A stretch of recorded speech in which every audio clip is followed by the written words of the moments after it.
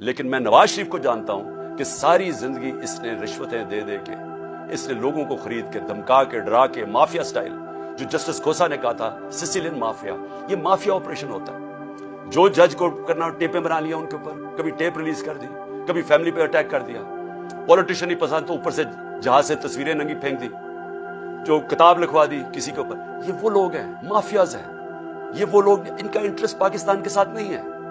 ये मैं आखिर में बात करता हूं, इंटरेस्ट क्या है इनका? इंटरेस्ट है पहले तो इन्होंने पैसा चोरी किया, उसके लिए इदारे कमजोर किए, क्योंकि अगर मजबूत इदारे हो आप पैसा चोरी नहीं कर सकते और लॉन्डर नहीं कर सकते बाहर। पहले उनको कमजोर किया इदारों को, उसके बाद एनआरओ लेने के लिए फिर दूसरी जद्दोजहद की, उसके लिए हर किस्म की इन्होंने जोर लगाया एनआरओ लेने का, बैरूनी साजिश में मिलकर इन्होंने हमारी गवर्नमेंट गिराई एनआरओ लेने के लिए, वो ले लिया। अब सारी कोशिश क्या है कि किसी ना किसी तरह इमरान खान को बाहर रखो ताकि एनआरओ बच जाए इनका, ताकि जो इनको 1100 अरब रुपए के अपनी चोरी इनको माफ कर दी गई थी, वो डर लगा हुआ कि वो आ गया तो शायद वो फिर से खतरे में पड़ जाए। तो इनका मकसद पाकिस्तान नहीं है, ये तो बैठे बाहर हैं, अरबों डॉलर इनका बाहर पड़ा है। इनको क्या फिक्र के पाकिस्तान में इस वक्त लोग आटे की लाइनों में बेचारे मर रहे हैं, क्योंकि इनकी इंटरेस्ट पाकिस्तान में नहीं है।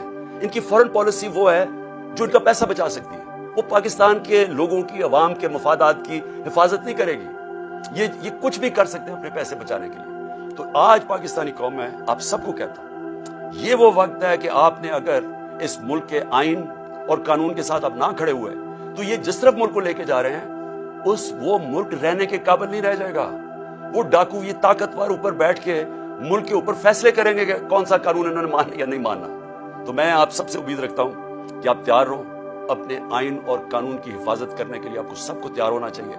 हम सबको अगर निकलना, सड़कों पे निकलना चाहिए। मैं वकला को खास तौर पे कह रहा हूं, आपके ऊपर सबसे ज्यादा जिम्मेदारी है, क्योंकि आप वो लीगल कम्युनिटी है जो जानती है आइन और कानून क्या है। आपको पता है कि ये कोशिशें क्या हो रही हैं, कि ये 90 डेज से बाहर निकल के ये किस तरफ जा रहे हैं। तो मैं आप सबको आज कहता हूं कि ये असल में हकीकी आजादी की जहाद है। आजादी आती है इंसाफ से, इंसाफ आपके फंडामेंटल राइट्स को प्रोटेक्ट करता है।